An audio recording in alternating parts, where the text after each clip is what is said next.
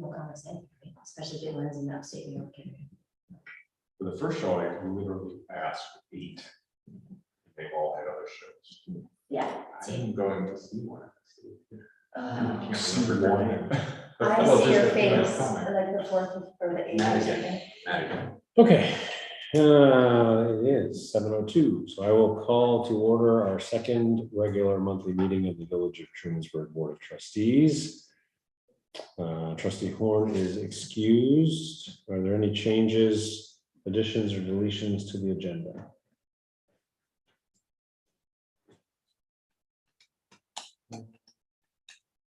Well, I think we have to talk about the bridge Yes. somewhere in there. Okay. And I would like to talk about listing a temporary DPW position. I don't think we actually board action to do that, but I want to start for by people.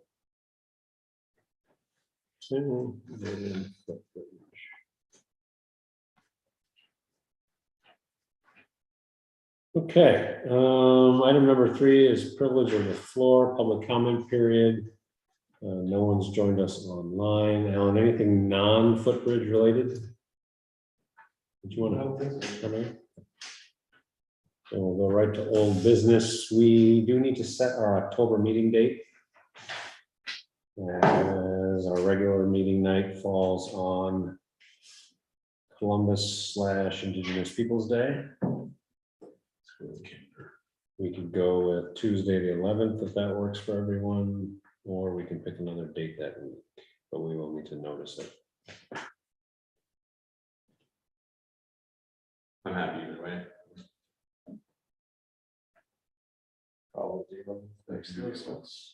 Okay. And we'll do Tuesday the 11th at 7 p.m. Just if you would notice that publicly. Yes, sir.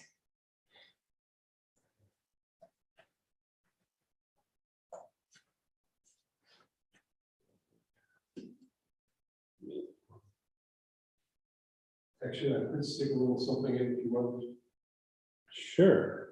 The sidewalks on the Rockville side, well, Garrett side, and just in general, the downtown, you know, the bricks are sinking.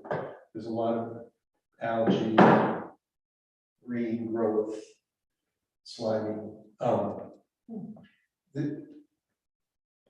I think we should, at least on that side of the road, put a grass median and again, plant some trees and not have quite as much concrete right there, you know, between the street. There was really, I don't think, any good reason why the trees were taken out. There was an argument that they weren't going to grow, but there were trees there before. And I think we could maybe take out some of that brick that's a little problematic there. But I think it would be a good idea, I mentioned something to John Oberg the other day, somebody like him or some landscape architect type person, and a committee like we've talked about many times, having a sidewalk committee where we prioritize the sidewalk future projects as to what we might do just amongst ourselves rather than hiring it out, say, and just generally do some maintenance and maybe change a little bit of in a way that wouldn't really cost a lot of money. Mhm. Make it easier to maintain. Right.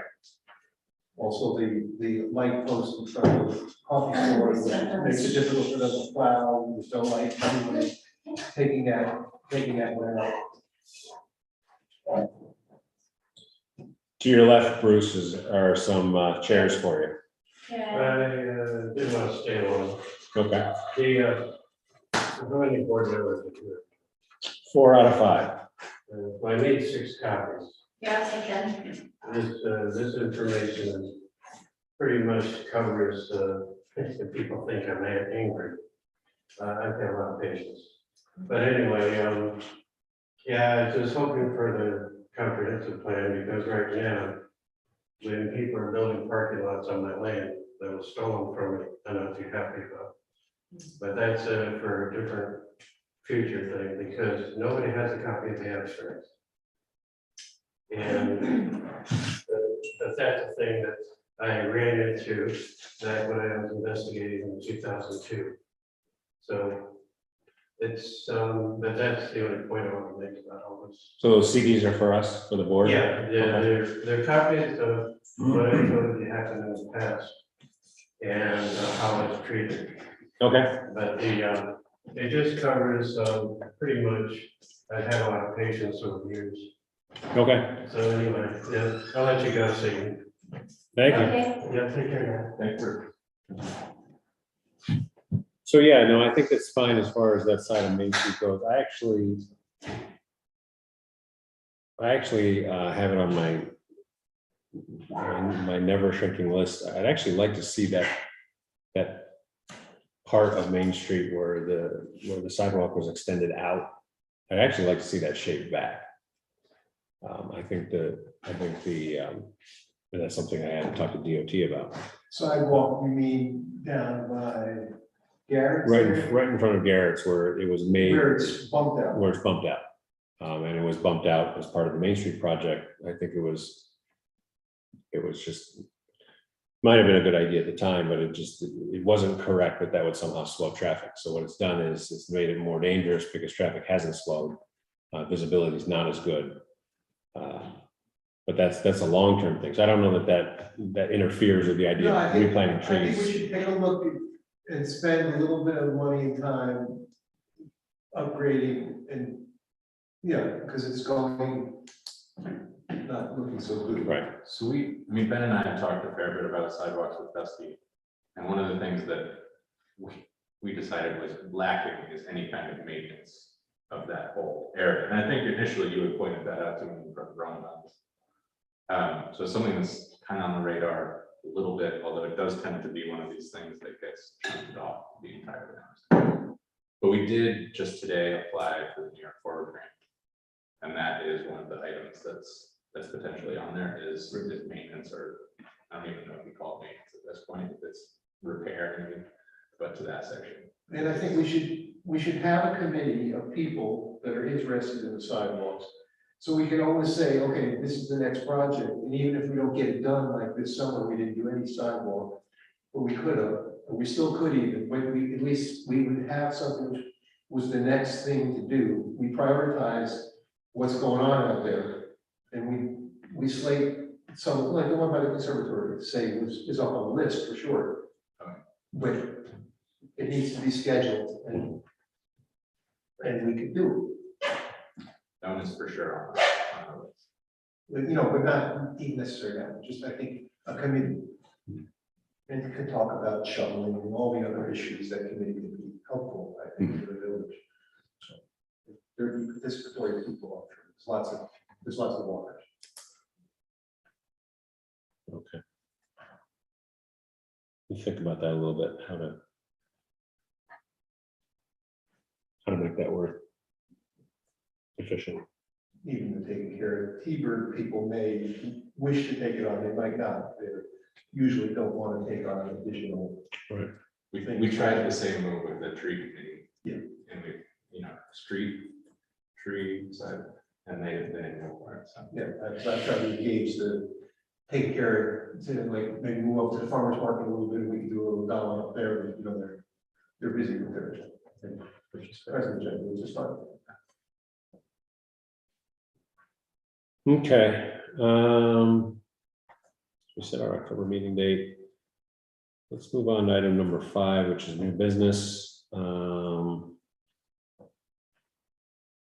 Nice tree work written down. That was for me. Good for you. So a few days ago, Tuesday or something, the NICEAG contractors started doing their routine maintenance, not so routine really, of trees in the village. It caused a little bit of upset. I got some calls and texts about it. And initially I was somewhat concerned, well, quite concerned really.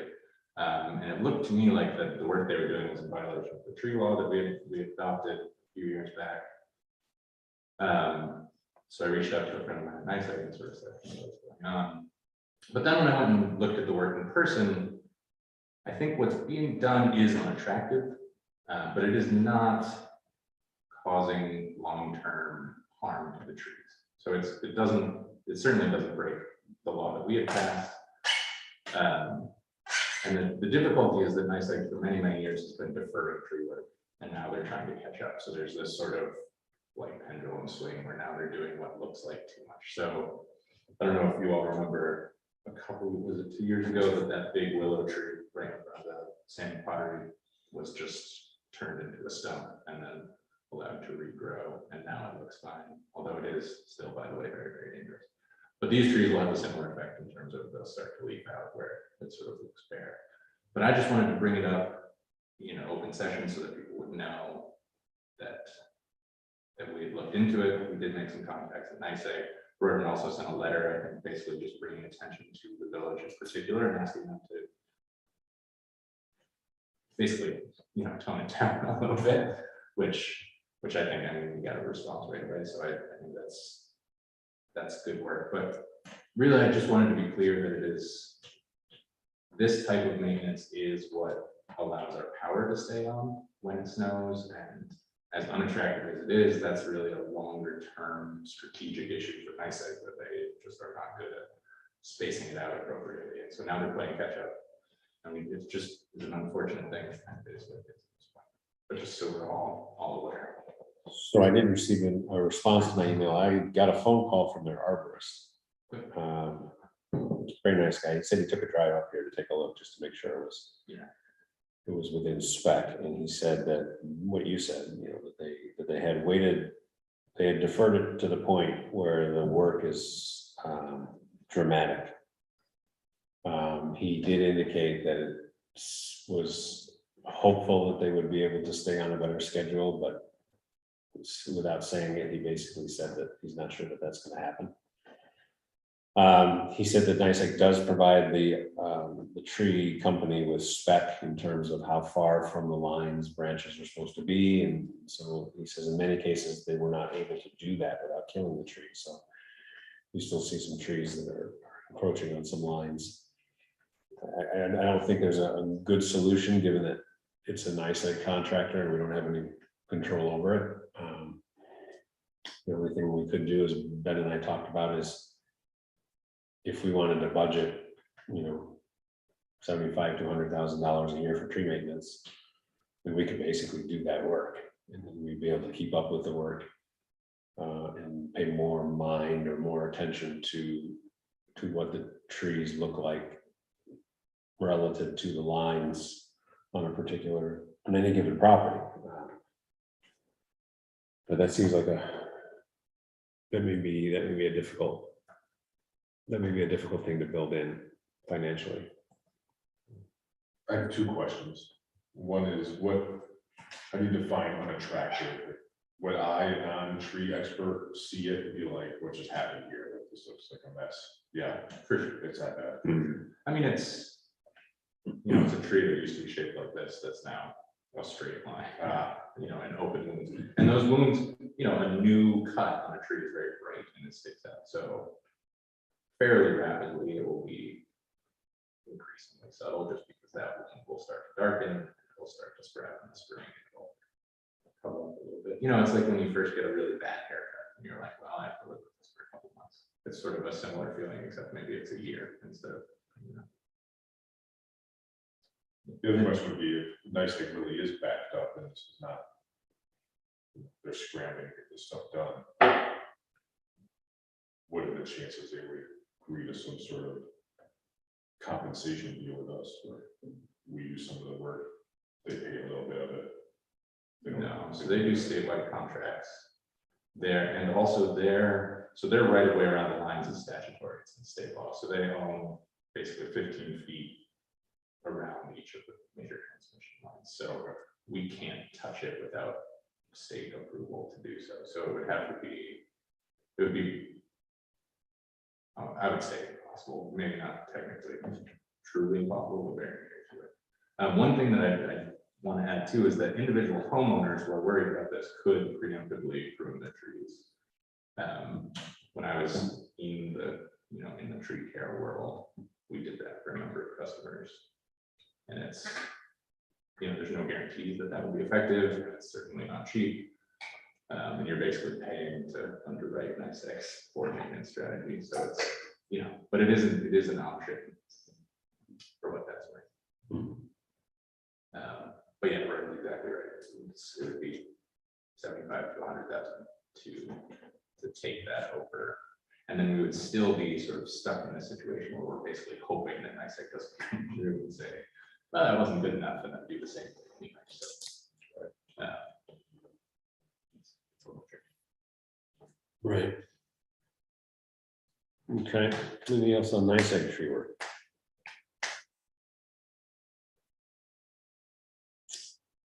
Striker stretchers, that's you too. Yeah, so this is, I mentioned in our budget meeting with Colbert and Ulysses and Victor, that when Joel and I were running through replacement schedules for equipment, we realized we hadn't planned those schedules moving forward the same way that we do with the ambulance. So we were trying to put together a schedule for that. We have, Joel was looking into it and trying to get exact purchase dates and realized we're actually already beyond the usable life of the striker stretchers that we use in both ambulances. So he reached out and was looking at ways that we could replace them in the shorter term, given that we haven't budgeted anything for this. And got, well, you'll see it's 5E. Thanks for having that to drop off, by the way.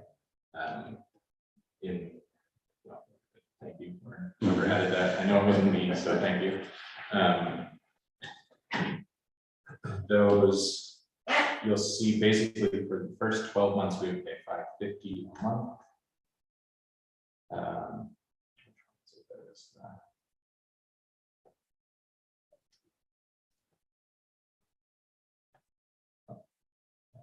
that first one is that. So for the first year, it would be $550 a month, and then 8 semi-annual payments. So basically it allows us to defer the cost of those things so we can build our budget around it. One thing that's nice is that I don't know how Joel pulled this off, but it's basically no interest. It might be 0.5%, I think, or something like that, but it's very, very low. And for practical purposes tonight, what we need to do is authorize Word to sign this contract with them.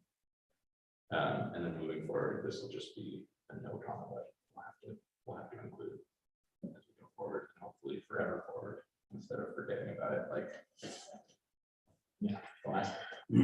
So that's where we are. I appreciate the second file having an H on Trumansburg.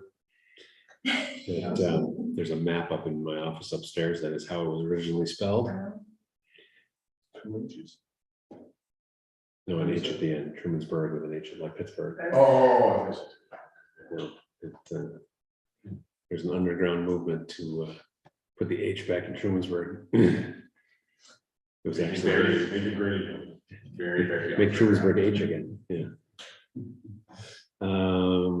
Right. So I guess we would be approving my signing this contract, which will spend $550 a month for 1 year, followed by $9,379.60 per year for 8 years.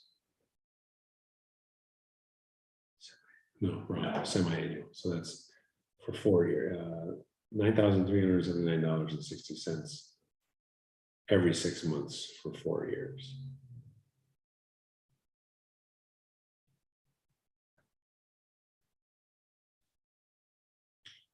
We're going to pay that out of the budget line item, so it's not subject to permission referendum because we're not taking it from a reserve account. So would you like to move that? Then? Yeah. So I would move that we authorize her to sign the contract with Stryker, with terms as you just outlined for the purchase of 2 Stryker stretchers. The motion, do we have a second? Second. Any questions? EMS is expensive. hence the soapbox. If there are no questions or discussion, then all in favor, please say aye. Any opposed? Okay, Jessica, you have that printed for me, Sure. and I can sign it tomorrow. Sorry. Okay. Nope, actually, see the signature page in here. Yeah, I'm gonna.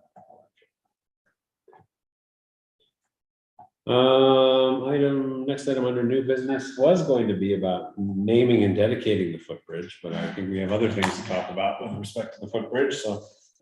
Alan and Ben, I'll let you take it away.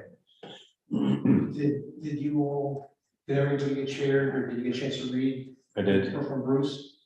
I did. Yes. Okay, good. So, Oh, maybe. No, I haven't. And Keith may not have had a chance. well, so since the dedication has been thought about, or since we were working on those, we were concerned that we could have 100 people on the bridge. We better check the old bridge better in case we need to have a group of people maybe even jump up and down. And talk to Bill Zabro, who I see every morning, and Billy O'Brien, who's most of you probably know. Well, their work ran active there also for a long time. Went to Fort Warner and that was, but I was steel worker. Anyway, so we went down there and we started at the end on the Grave Street side. You know, and I already knew because I drilled lots of holes in it during the period of time while we were working on it. And maybe I should back up just so everybody understands what we did, because I think there's still even some confusion amongst some people of what and why we did what we did, and which was drawn up by the MRB, the engineering company. So because the stone footing foundation underneath the Greg Street side of the bridge is really beginning to erode and beginning to shift, we went up into the street and put 4 5-foot deep, 30-inch diameter sonotubes, which are cardboard tubes filled with concrete and steel, to create a foundation. And then we put 2 15-foot pieces of I-beam, galvanized I-beam on top of that, which is below the grade, you can't see them anymore. And we connected that to the old bridge with gusset plates bolted together. And so that has now taken that foundation on that side is no longer, if it fell apart, the bridge would not fall because it's being carried by those plates. The other side is still okay, but that isn't perfect. It hasn't shifted at all. The stone is, it all needs attention below the bridge. But we only looked at the bridge peripherally, 4 or 5 years ago when this whole process started, and we didn't really do a study of the original bridge. And it has changed during the period of time it's just been sitting there because, it's pretty damp there all the time. Anyway, so we went out with some ladders and chipping hammers and we looked around it. It looks okay. The 20 feet or from the center line, approximately the grid, it's okay.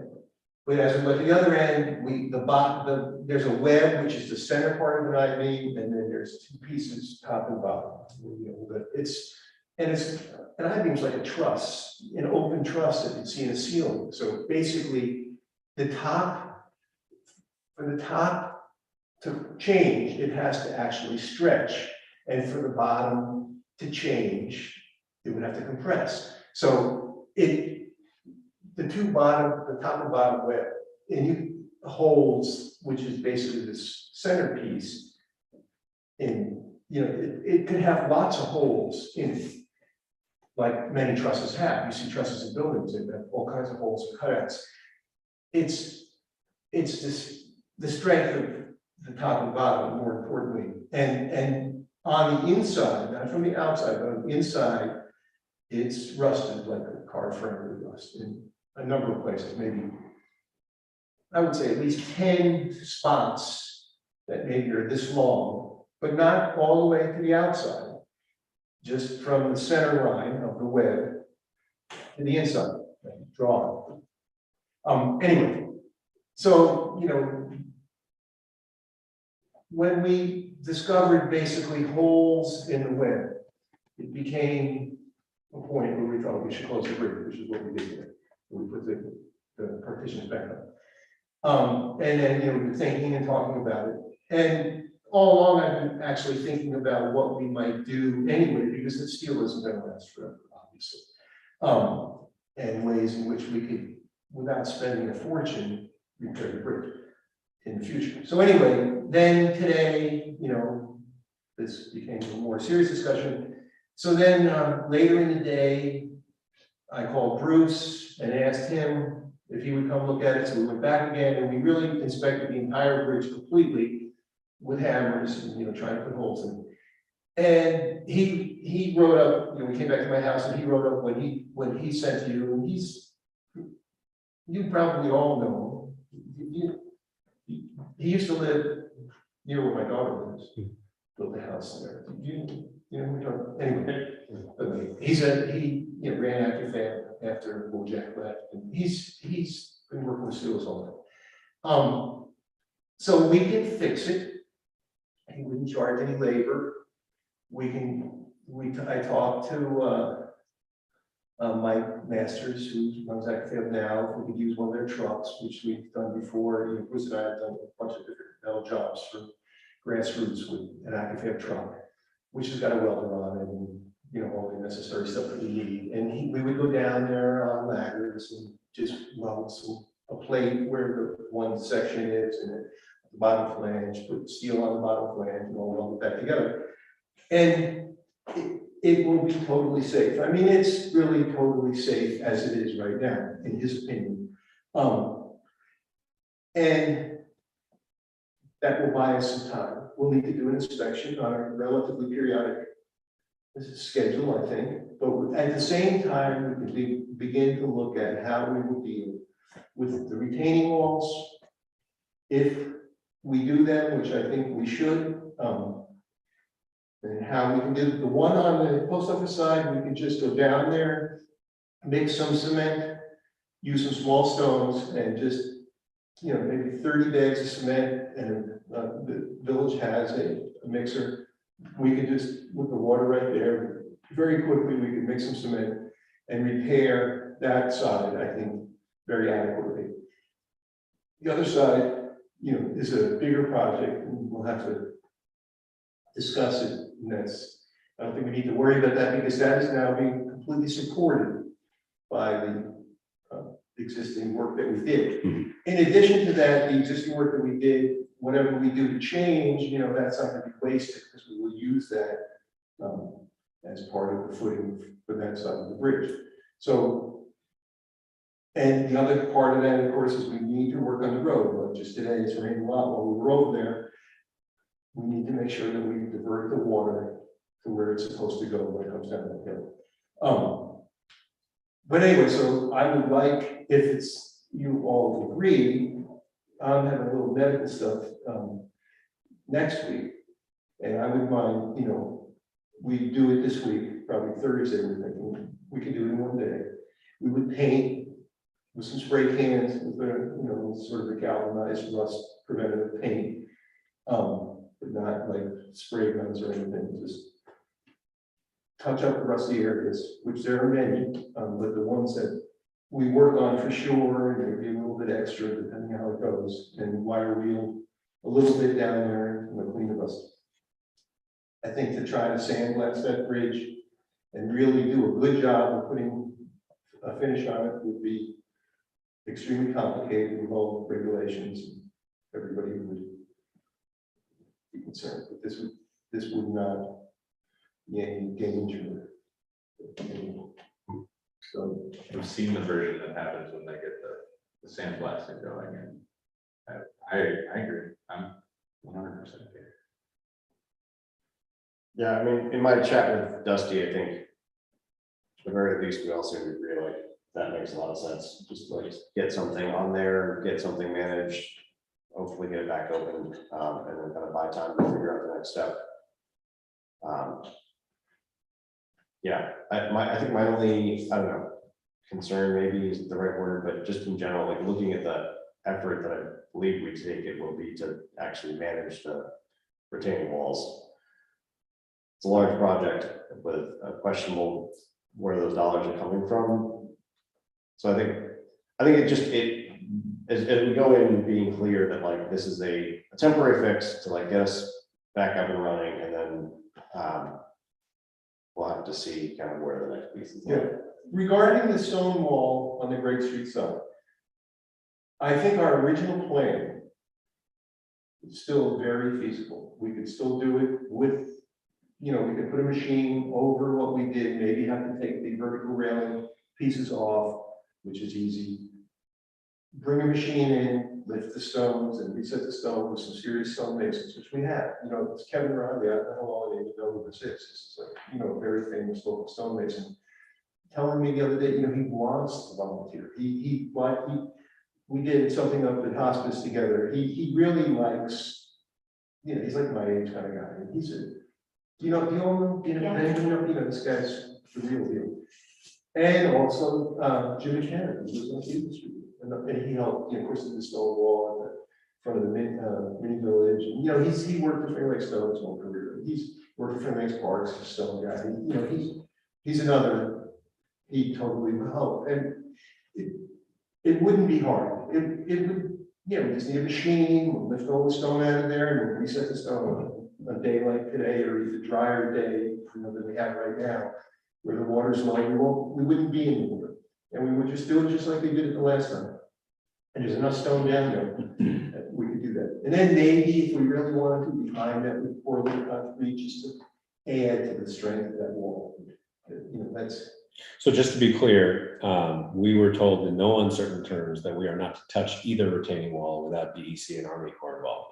Okay. So as much as I'd love to be able to get everything done with volunteers, we're not gonna step on the state's toes. But they might go along with it. As a They community. might, I would but think that they should, right? DEC might, Army Corps won't. So that's something we'll have to figure out once we get there. As far as the bridge itself, I think we spent all this time and effort to get it shored up on the Greg Street side and be ashamed to leave it closed. Again, after it's only been open for a week. So I don't, unless there's concerns, I really don't have any worry about it. The only question I had is if you're using AccuFab equipment, I'm assuming we're under their liability insurance if one of you takes a header off a We would ladder. not be, I don't think it would be fair to, I could ask him, but Bruce does not work for AccuFab anymore. I certainly don't work for AccuFab. They're going to be very generous, I'm sure, with whatever they charge us for whatever we get from them and the use of their stuff, which we actually use a lot of their stuff in the last thing. I'm sure there'll never be a fee for that. I think, in all fairness, as whatever we do, we have our own personal insurances, but whatever we do, if there was a lawsuit, the village is, like anything, this is one of the risks when we do these kinds of things. I mean, anybody can get hurt on any one of the projects that we do, including and all, anybody doing community work here, which is lots of people doing things all the time.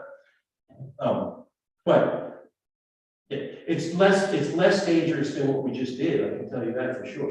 And that certainly wasn't on the AccuFab insurance. Right. And I don't need the DPW guys at all in this really. I mean, he could buy some stuff for me. I have a little list of stuff that maybe somebody would go to the store and get some stuff that we need to get. Other than that. And I don't know what it's gonna cost, what AccuFab will charge to use their truck, but I can't imagine what they'll charge. And it's a little bit of steel. Let's say you're gonna buy probably $100 of steel or something like that. So it's a small expense. But regarding insurance, I would never want to be the person to ask Mike, would you cover us if we got hurt? Right? That would be a very big imposition on those guys. I would think, wouldn't it? I mean, I assume it would mean you wouldn't get the truck. Excuse me? I assume it would mean we wouldn't get the truck. Yeah. I don't think they're gonna donate their time and equipment. Yeah. I mean, they're very generous.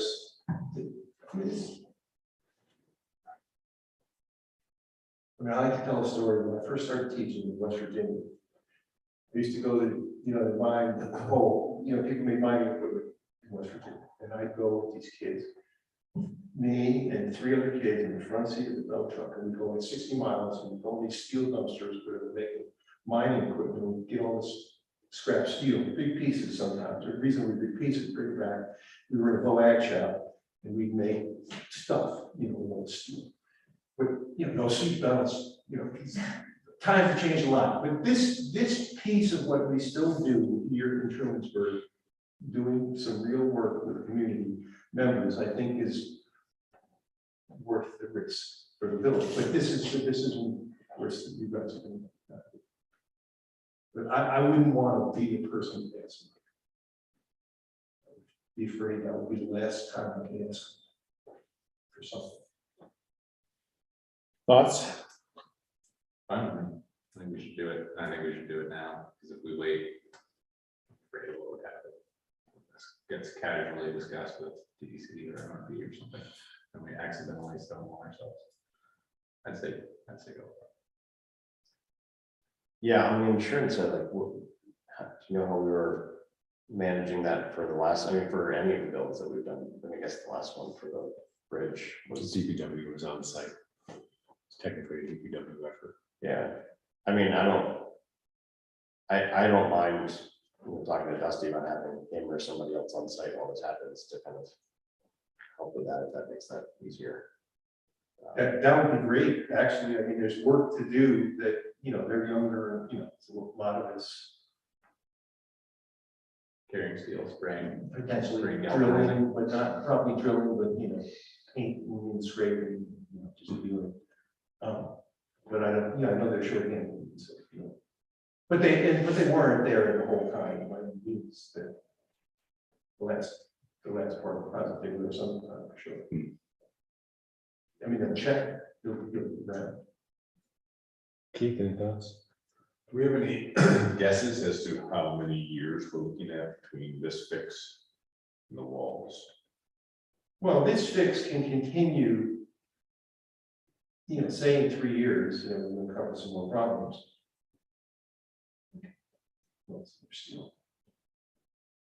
How many years do we think the walls have? If we divert the water, what we need to do is take some pictures and really, really look at, or some measurements and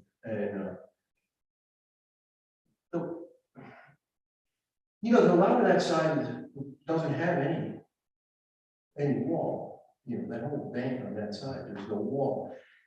We need to get some people that are very experienced in some of this stuff to go down there and, kind of take a peek. And what I think our best thing is to get permission to be able to repair the wall ourselves, which we may get from the DEC, Corps of Engineers, or whoever is really going to have the last say on it, as some form of a community project, or hire someone from the DPW that, Casey, running the machine kind of person, or, we hire a machine. However, and we could hire someone to put concrete wall if we. I'm just trying to anticipate, what should we be planning an annual savings account for this eventual wall? Is this the bulk of like that $125,000? 125 won't touch it. So MRV basically thinks that there's no imminent danger of the walls failing. Okay. Unless something crazy happens and they fail. It's probably going to be mid 6 figures, would be my guess, to have it done the way DEC and Army Corps are going to want to have it done. And so we're looking at a grant application for it. Well, couldn't we write a grant potentially and get that at some Right, point? it's going to be a grant application. So Yeah. I think it's probably in the optimistically 3 years. What I'd like to, 3 years, 5, depending on, we've got a lot of grant applications out there right now, so. what I'd like is permission to at least look for a used bridge. There's plenty of bridges that get taken out. Like in marinas, often they'll have a bridge that has the decking as the railing, to go between a dock and, the one that goes up and down, and they're long often, where the tide changes a lot, where we could buy something ready-made, for some reason somebody has it. In fact, there's two bridge trusses right now leaning on building an Active. I'm not sure how long they are. Mike told me about it the other day, that somebody's had there for 10 or 12 years, and he thinks probably it might be available. So we can sort of accumulate some of the stuff, and then we just need a crane and switch the stuff around. Because the decking on the existing bridge is also not new. I replaced some of it, and we made some repairs on some of the uprights that we had. Took out some boards, and, so it needs to be observed and maintained, but I don't think we should be expecting, say, more than 5 years. But that gives us a lot of time, I would think.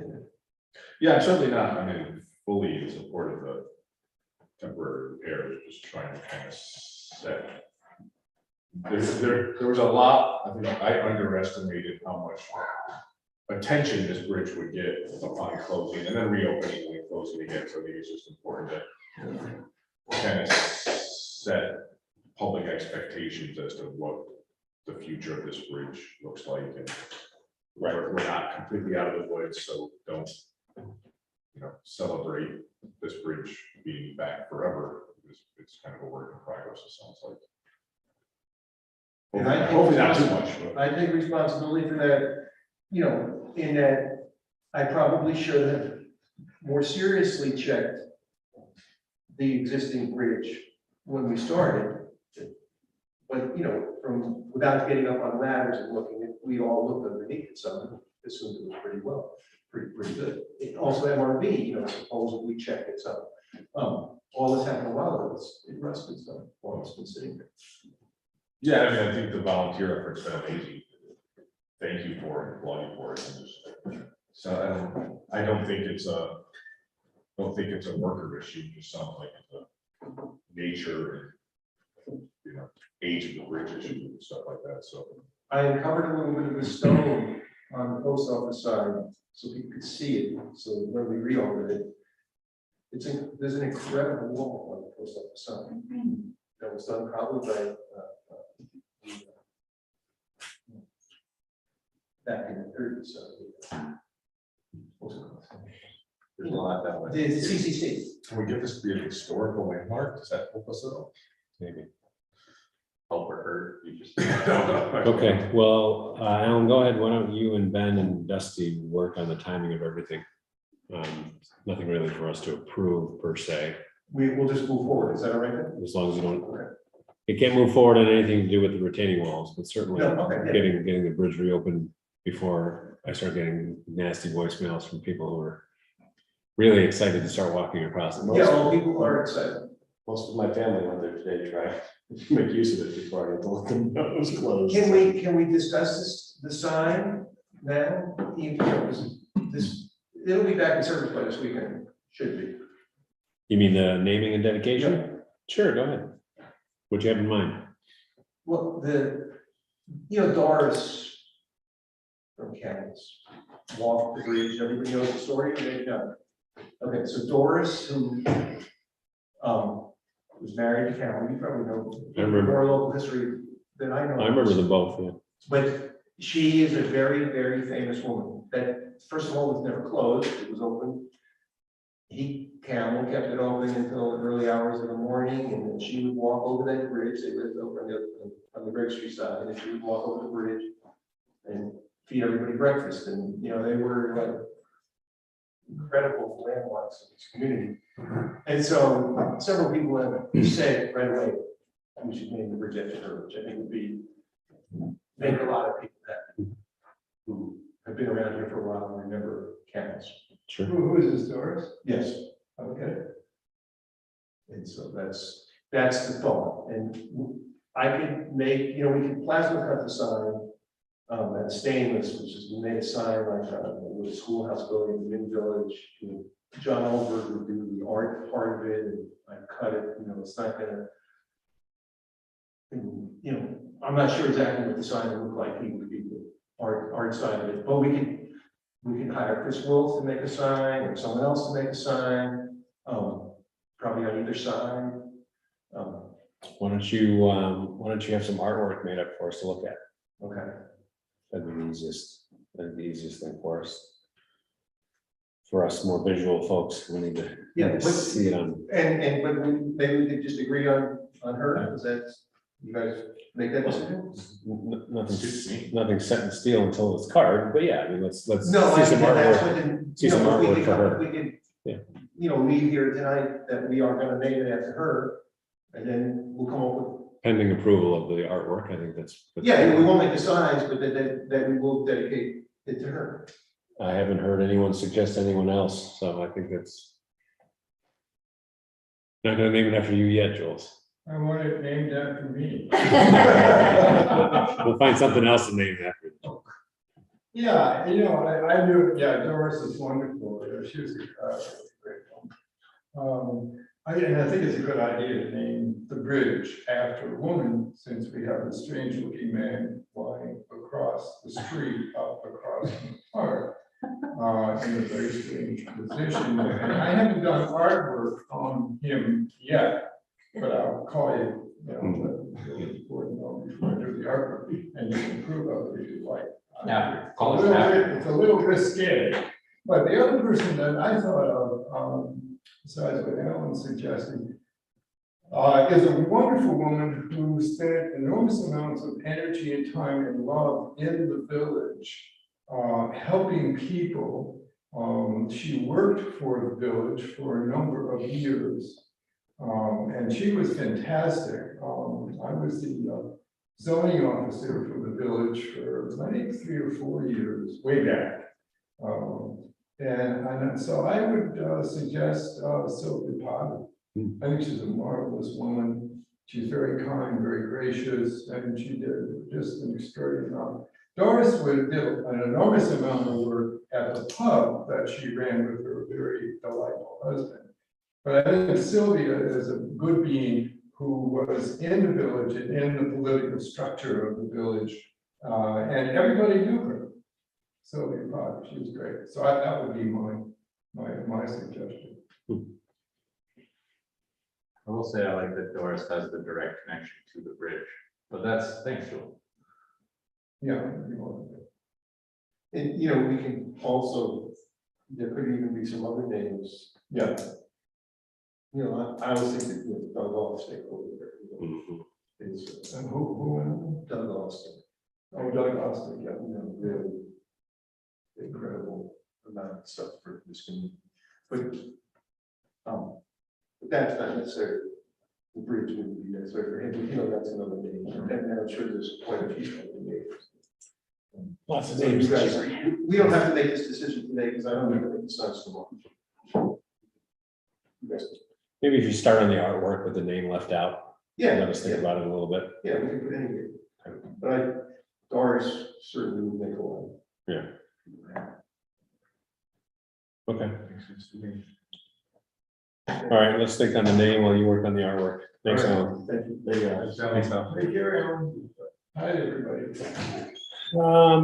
Next item of new business is some information and some conversation. So there is in the Dropbox a memo, it's the one that starts 5D new legislation.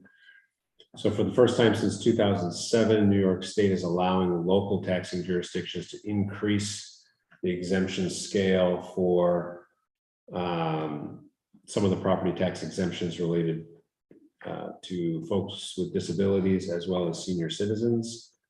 And then if you jump to the other 5D exemption scales, you'll see where we fit. So we have already adopted, and we don't have to decide tonight, and I can actually go back to Jay Franklin at assessment and ask him some follow-up questions if we have any.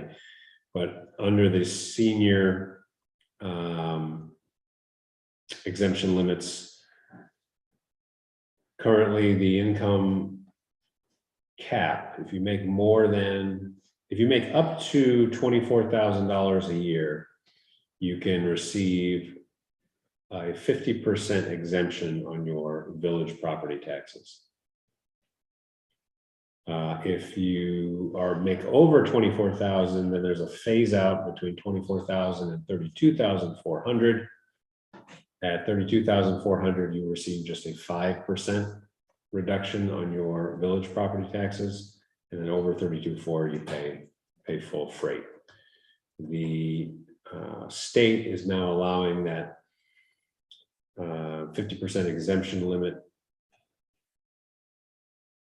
And this is what's not 100% clear to me from Jay. It sounds like we could take it as high as 50,000 to receive a 50% reduction, and then I don't know where the phase out is. But Tompkins County is considering going up to a 35,000 up from 29, a $35,000 cap to receive the 50% exemption and then a phase out over and above that. And so I think without getting into the going blind on numbers, if we want to have a discussion about, I think we should increase it. It hasn't been increased in 15 years. The question is for me to go back to Jay with questions from the board. Do we want to go as high as the law will allow? Do we want to stay in line with the county? Do we want to pick a number? How do we want to decide where the 50% exemption number lies? And then I can go back to him and find out what our options are. We'll just add that because we already offer this exemption, we do not need anything more than a resolution to change the dollar amounts.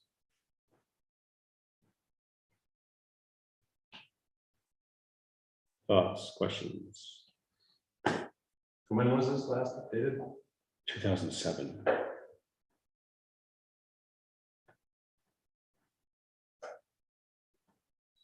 Pretty good, this handy dandy. Inflation calculator, that would be 41,500. 29 would be 41.5. I'm sorry, 24. We're at 29. Okay, that's Ulysses. We're at 24 currently. We're at 24. Ulysses is at 29. The school is at 28. That would bring us up to 34. So that's why the county's at 35. Yeah, so that makes sense. I mean, there's something to be said for being in line with the county, anyway, just to simplify things. Yeah, except the towns and the school districts are all over the map. So So it sort of doesn't really matter. It's an assessment department problem, not ours. I'd like to know the cost benefit, like what's the budget impact? We will calculate that for us once we pick a number. To me, that would be the biggest. I mean, because that aside, I would say just go as high as we can, and then, see how much we could eat budget wise, really. Or if it's even a meaningful amount. Right, like if it's not. I was trying to see if there's anything like census data driven that would like give us a good number, but as I'm looking at it, like they just drop out arbitrary lines of like 35 to 50, 50 to 75. It's like hard to say, pick a number in between that would like give you a good sense of maybe something to hit. If you look at median, like the average income, that gives you some sense, like for a household, it's just shy of 60 in the village.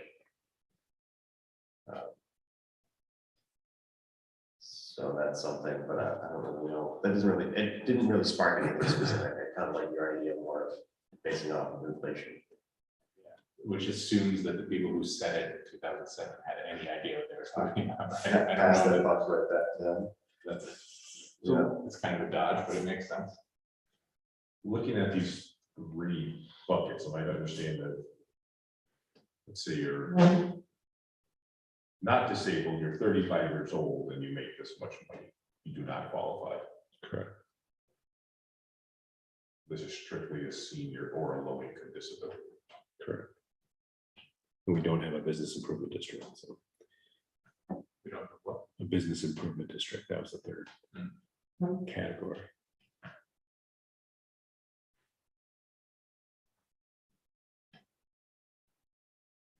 We'll create some questions, but I'm not sure they're relevant. So let's be with the courts.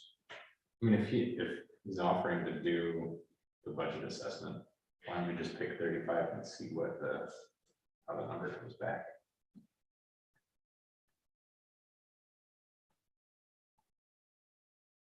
If it's unmanageable for everyone else in the village, to increase our taxes to make that possible, I would be against it. But otherwise, it's most reasonable approach.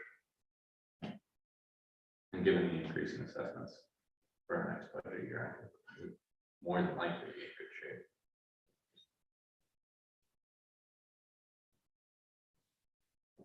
Okay, Ben, any thoughts? That sounds fine. I'm just gonna throw some more data out there. I think in general, I like that idea, like that. Pick a number and let's see what it looks like. The average household income, what is this? Household income for someone with retirement income is 33 and change. It's kind of in the ballpark of like what the average retiree in the village seems to be making. We might be like right on the cusp of, or right at the. Yeah, right in the middle of that. So I mean, again, but I don't really have a sense of like, does that feel right? Are we trying to target less than that? I think, trying to hit the average isn't a bad idea. So that kind of makes sense to me. Certainly, the inflation adjuster gives us something that's not arbitrary nor capricious, right? Right. And how we pick the number. Kind of what I like about it, And I do think, and to step it back, like, we're kind of on the lower end of the other villages, but I think that actually kind of makes sense, honestly, in that, like, I know, just because we've been talking about a lot of affordable housing, and like, what are the kind of spans of income in the village versus the county? And the village is less than the county in general, just because Ithaca skews the county, so I don't hate the idea of being targeting a little lower on that income scale to kind of scale it down to what we kind of see in the village. So anyhow, all the reasons why I'm for Ben's proposal here. All right, then I'll go back to Jay on that.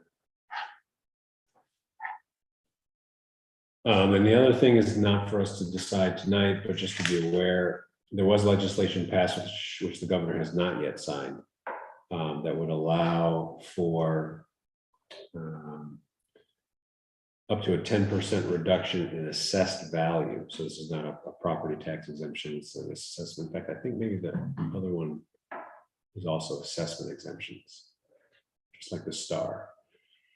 But in any event, the second one would be a 10% assessment reduction for volunteer firefighter and EMS folks. The issue is that they have no idea how they will confirm that. Again, not our headache, that's someone else's headache, and the governor hasn't signed it yet.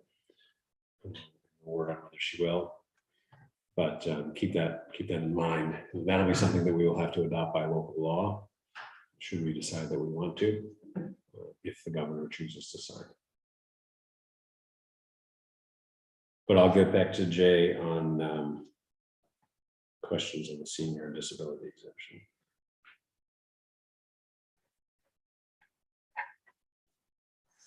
Okay. Last item of new business that I have written down wrong. We have DPW staffing too. staffing. Why don't we do DPW staffing first? Sure. I think this is not too much to talk about, but throw it out there. So as I've continued to mention, we've been working with 3 out of 5 DPW employees actually working due to extended leaves on the part of 2 employees. Dusty is it seems like at the earliest we would expect to see anybody else back would be yet another couple of weeks, but honestly, or more like months. And potentially someone might actually leave the department. So there's enough volatility in staffing that Dusty would like to list a temporary hire, temporary work position on the website, on the Tompkins County website. The idea being full-time work for a limited period of time. I assume we probably have to have an actual date on that, so it'd be from hire date through the end of the year, calendar year. And then I think we would reassess at that point. There is budget for this due to reimbursements we're receiving for workman's comp and those sorts of things. Dusty did check with Vicky on that.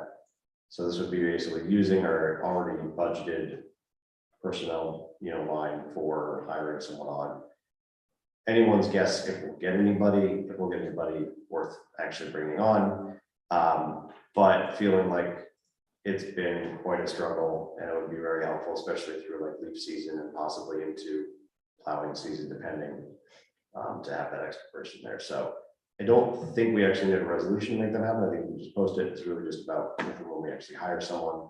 I've asked Dusty, since it's fairly low risk, if we bring someone on for a couple of months, worst case is just, it's not a great couple of months, to basically to kind of take point on sorting people out and making a recommendation back here.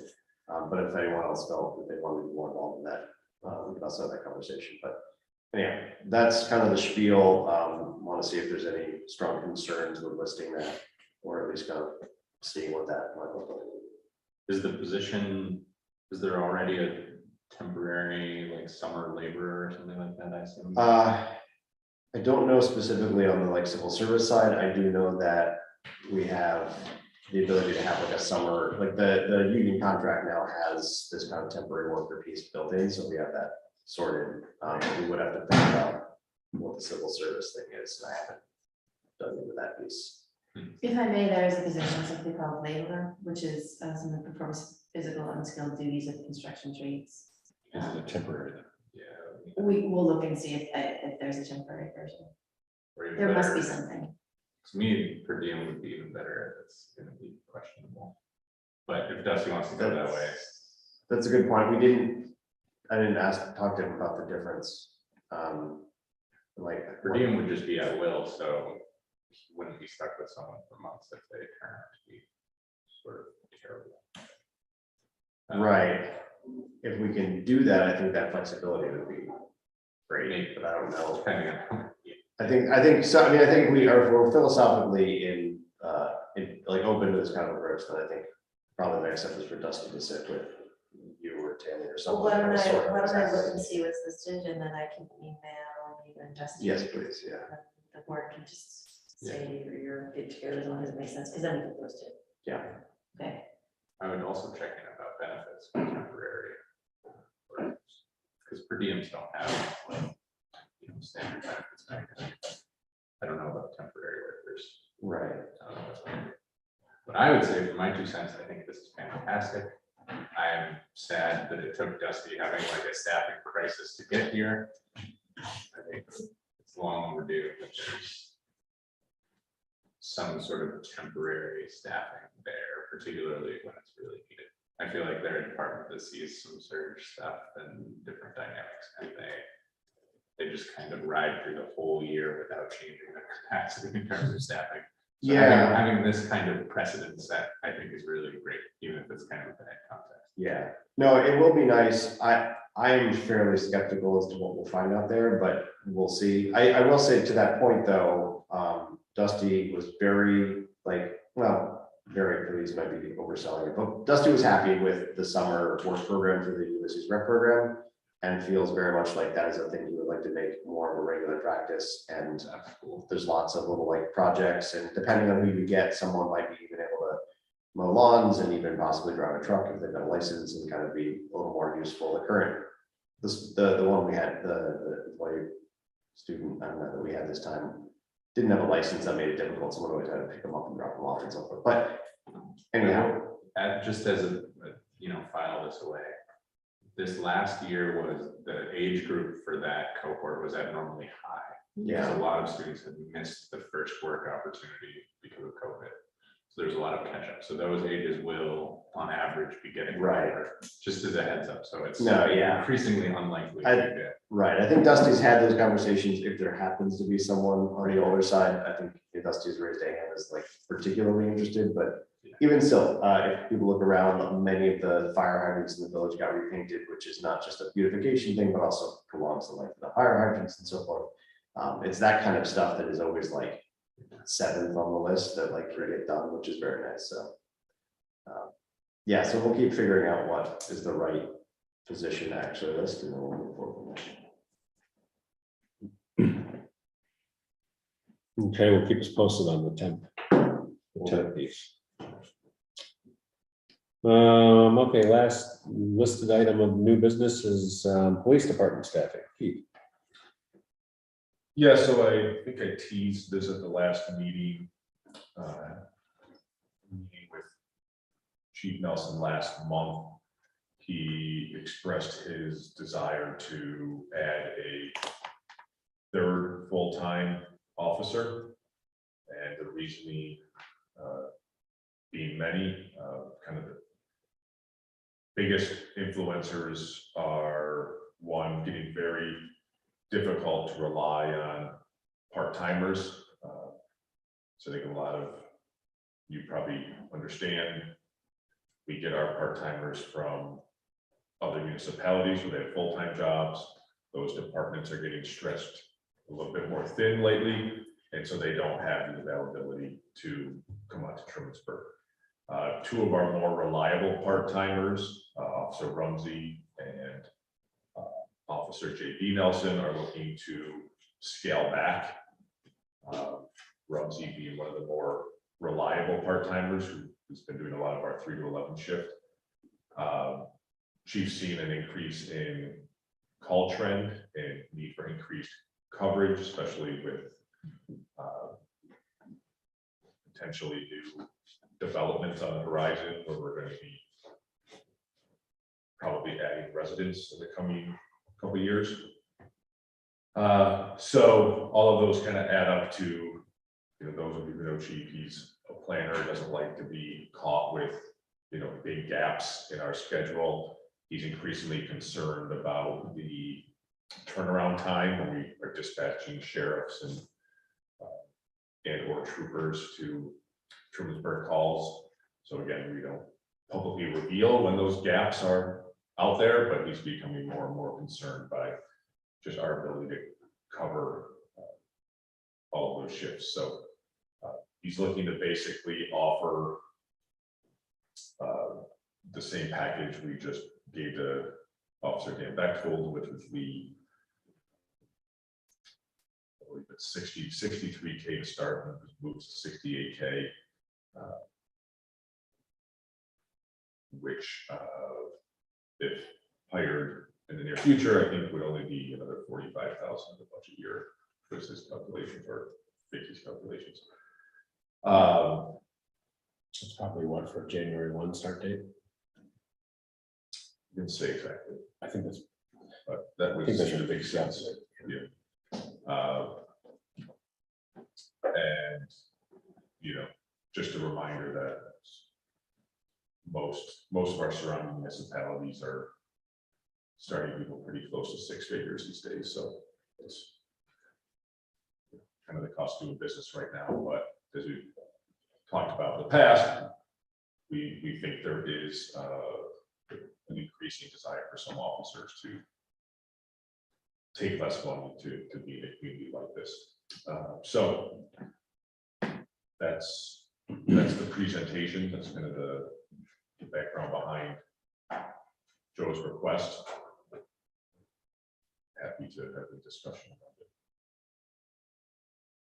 Thoughts, comments? Is there a time frame? Right away? Would it be right away hired, or it would be? We're talking like new calendar year, or January 1st. Thank you.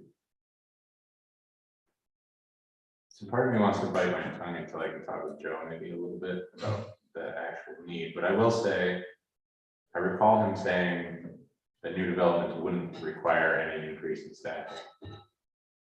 When the South Street project was under review with the planning board. And I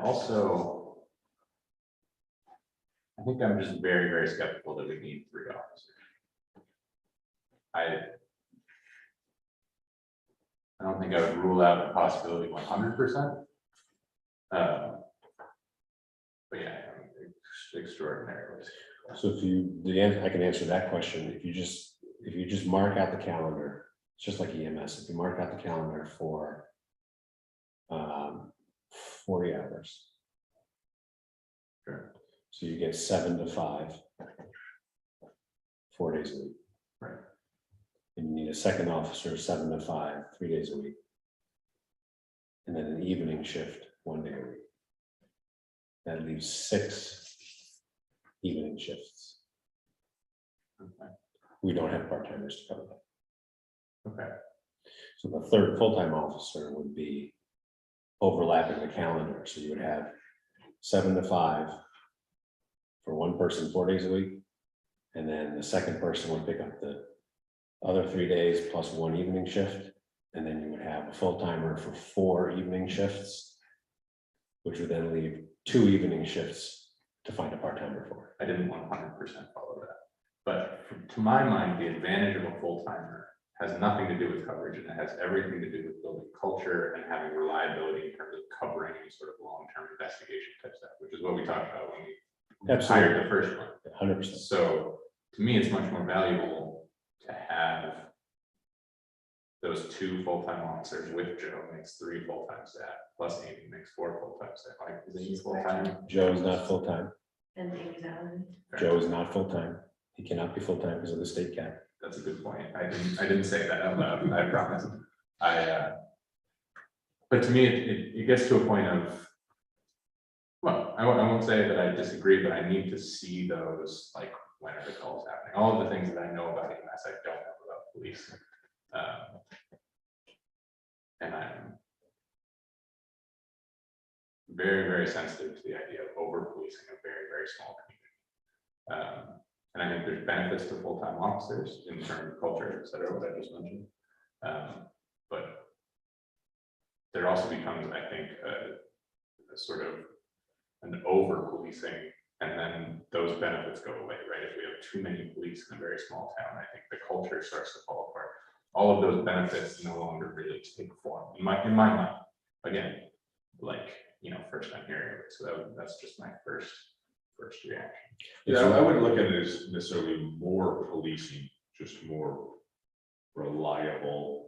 Right, the same policing, but with higher rates. It's really important. It's really important, Ben, because I understand everything you're saying. It's really important to wrap your mind around that calendar piece. Sure, well, I'll go look at the schedule. Because when we say 3 full-time officers, people think we have 3 officers on duty. I do not think that. It's very clear that 3 full-time officers means there's 1 officer on duty Sure. covering all the shifts, Yeah, which is not happening. He's having a really hard time getting some of the per diems to fill some of those other shifts, which means we're paying the overtime. sure. I mean, I think what I would want to look at is what are the shifts and why are we filling them? Do we really need?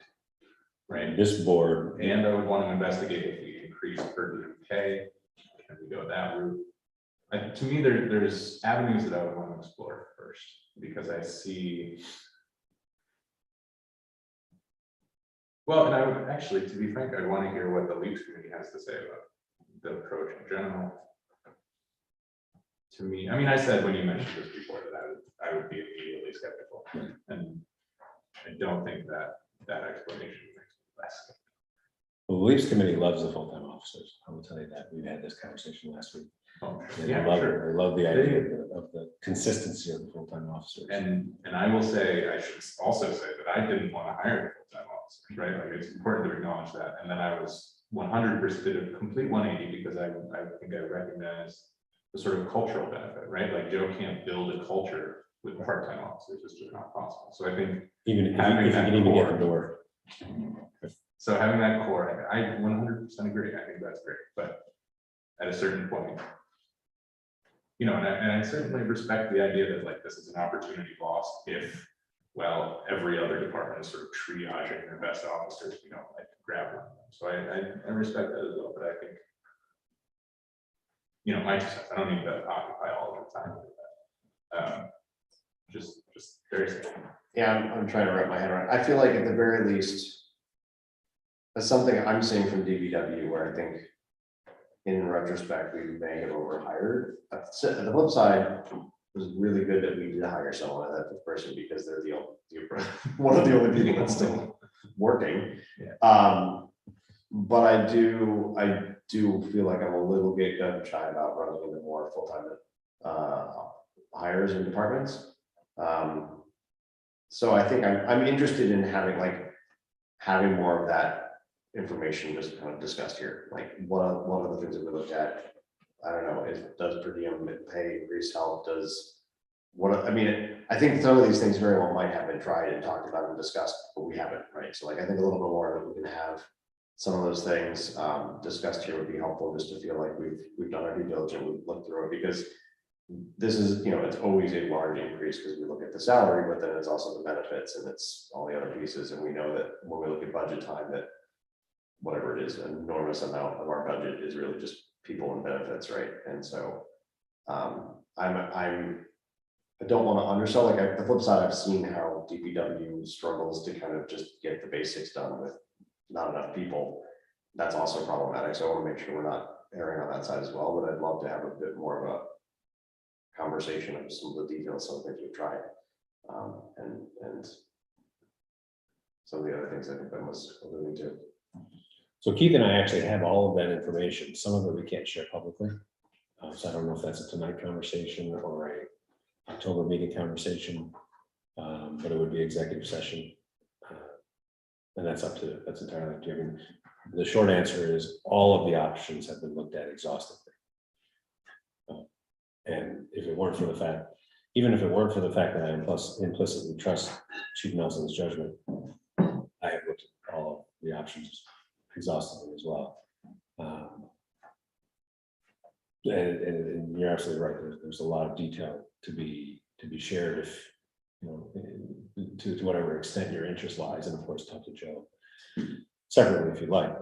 So, you know, we can talk about it tonight in executive session if you'd like, or we can save it for the October meeting. That's kind of up to you all. And Marcia's not here. I want to involve her as well. Yeah, that's fair. When did you hire Joe? How many years has it been? 2018, August of 2018. All right, so it's been 4 years since I went and sat with Joe, so I think that'll be my approach. Very good. Regardless, I really geez, 4 years is a long time. I don't like that. Anyway, so that'll probably Picks be up my speed. approach. Right, Jules? It picks up speed. Say it again. Say time picks up speed. Time always takes us. I did notice we actually don't go over this long. So it might help, at least. Watch your ears for a second. Maybe you can hear us a little better now. A little better. A little better. Yeah, so I mean, I would just say, I think, Ben, your point's important. I think it's as and happy to continue the discussion, happy to bring Chief in to a next meeting. I know he's more than happy to come by, or you can talk to him individually. But if we believe all of these shifts should be filled, I think his feeling is this is the only way to stabilize that. If your opinion is we don't need these shifts filled, and we can have these gaps and not have coverage, then that's a different talking point, I think. So Yeah, that's exactly what I'm getting at. Is Right. I don't know the answer to that question. I don't think anything because I haven't looked at it. I don't know when they called it. You know what I mean? yeah, well, no, I get it. Yeah. Seen the data points in that level. It's worth talking to Joe about that. I also think it's, I'm not saying you would do this, but I would think it's extremely perilous for a board to decide shift coverage. I think it would be wholly negligent for me not to investigate. No, So I 100% agree, and I'm not going to second guess Joe because that's not my job. And if anyone's going to second guess Joe, I'm going to leave that to Keith. You know what I mean? That's what my job fundamentally. I think that one of the things this board does really, really well is that we trust the commissioners and we trust the department heads. And I don't at all see what I want to do as abridging or doubting that trust. It's purely just I need to understand what the ask is. I think we can get into this, whether it's executive session or your conversation with Joe, but again, not to dive too deep. I think another aspect of what's making him nervous is maybe not necessarily the overall volume, but increase in certain calls that we're seeing that are leading to these retired officers that are doing this part-time saying the Danny Glover, I'm too old for this blank, you know, like there's an uptick in that stuff where they're just, it's like, nah, it's just like, I'm supposed to be retired. I don't want to subject myself to this stuff. So But that's something we can go into more detail on. Yeah, maybe if you have time between now and the October meeting, to chat with Joe. Squeeze in. It's only 2 weeks away. That's if possible. Otherwise, we'll see. We'll plan on, hopefully Marshall will be back. Discuss it again. Okay. In October, probably in executive sessions, we can discuss some of the particulars of shift coverage and call time. Okay, any other items of new business? Can we get some chrysanthemums for the village office outside? Sure. Great. Item number 6 is our second public comment period. 1 person online and 2 in person. Yes. Okay, go ahead. Hi, I'm Vivian Rose. I live in Pennsylvania.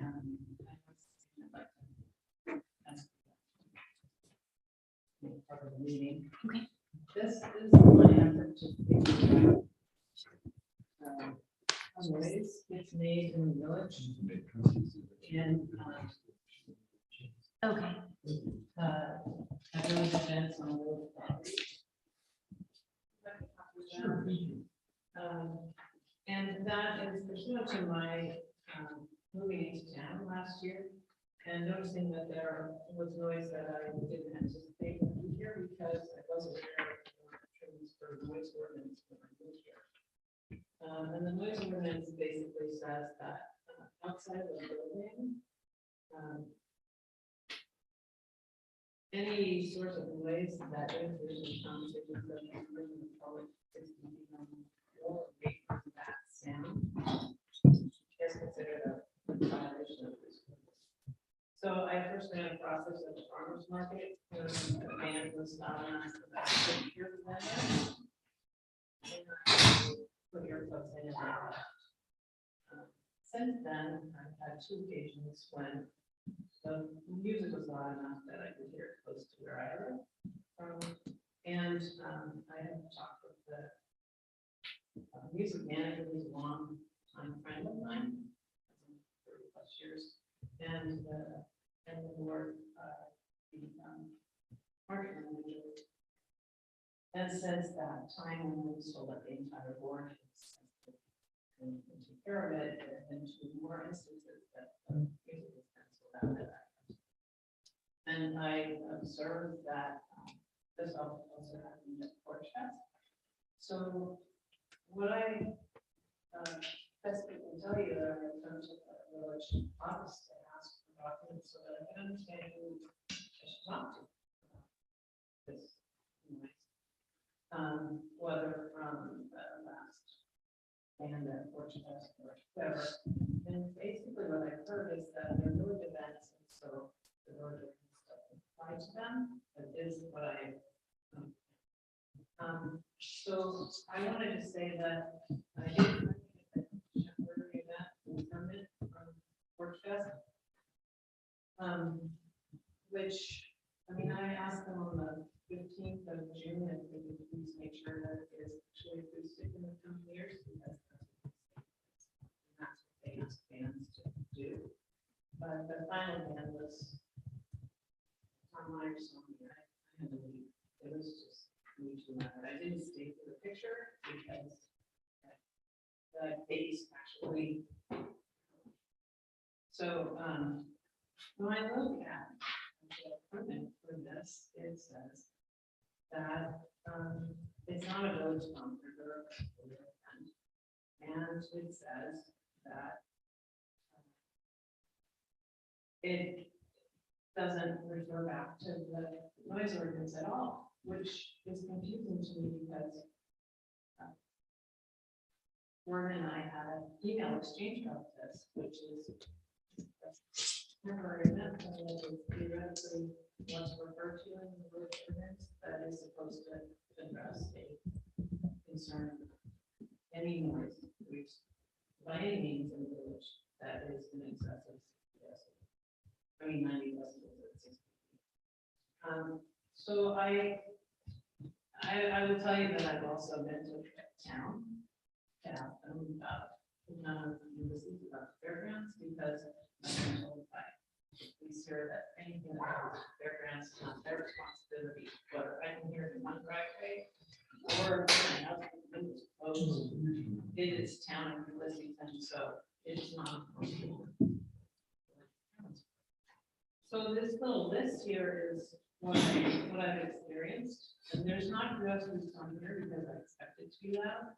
And there's not anything else that I know of that's happening with fairgrounds, including the fair, because I expect it to be loud. But the two things that I don't expect is that the village is the most. And then you and I had an exchange about how does the village market board operate? What are the guardrails or the guidelines?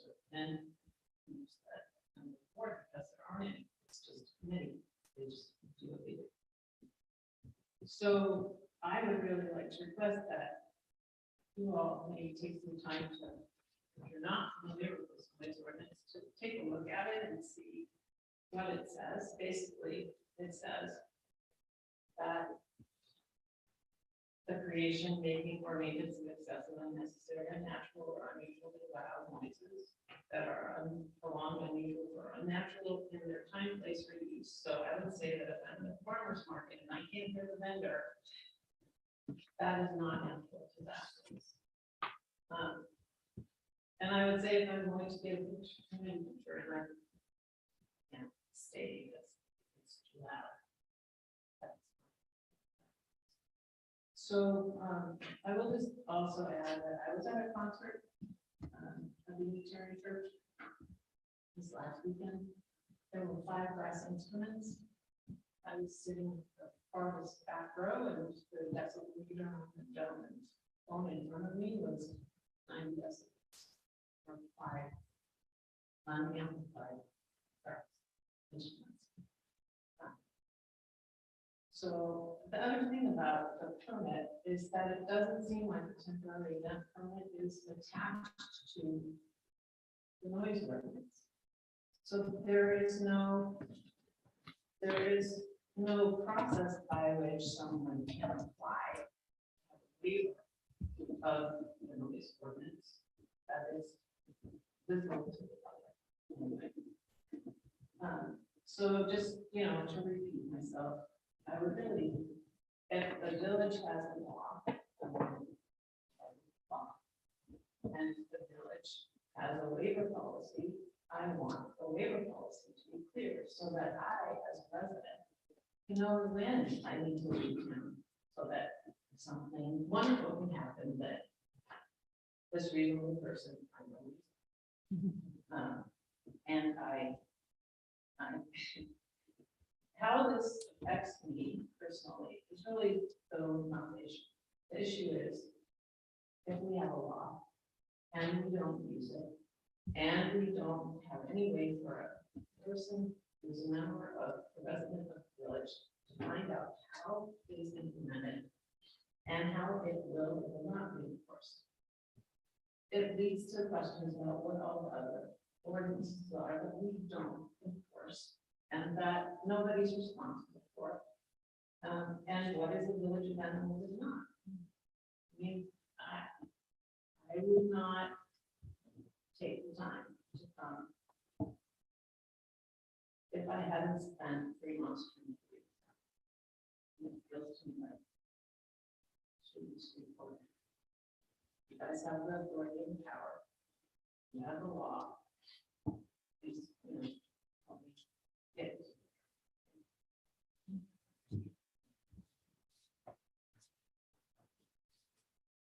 So if you have any questions.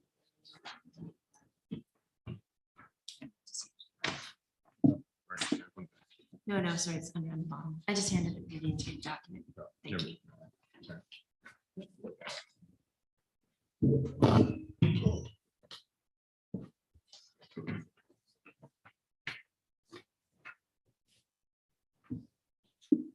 Jules, do you have anything for us? No, I just wanted. Other than the letter? For reconstructing the bridge. Don't thank us. Thank Alan. A lot of people.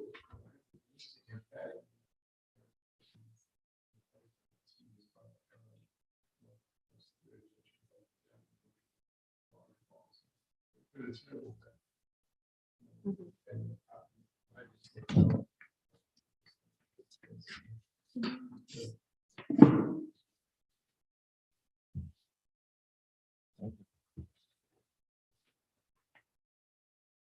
You're welcome. We just gave and received. You're welcome. I think maybe when Lisa and Alan talk, I do think it's really a nice thing to be being for a person in the village who's done it next to it. And a woman in the village who's done next to it. And that's why. So. Great what she's done.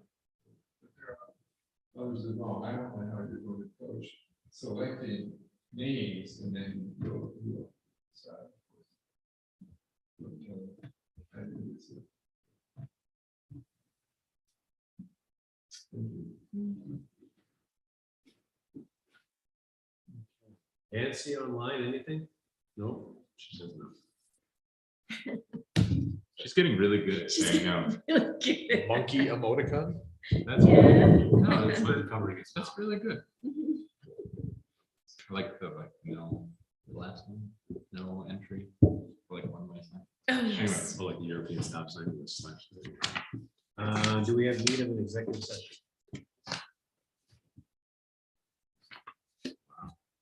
Oh, wait.